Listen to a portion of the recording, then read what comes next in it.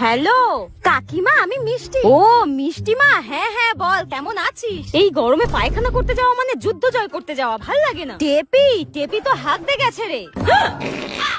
এই নে ধর, মিষ্টি ফোন করেছে, ধর। দূর মাও না পারে। হ্যালো, আমি তোকে একটু পরে ফোন করছি রে।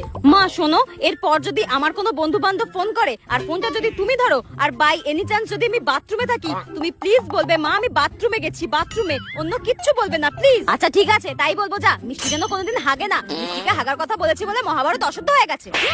2 দিন পর। এই মেয়েটার যে এত ফোন আসে না, কি বলবো।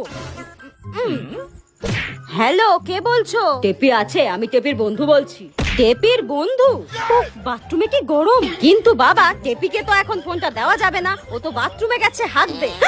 মা এইভাবে কথা কে বলে? কত কষ্ট করে রাজকে পটিয়েছিলাম, মনে হচ্ছে গামছাটা গলায় ফাঁস দিয়ে আমি নিজের নিঃশ্বাসটাই বন্ধ করে দিই।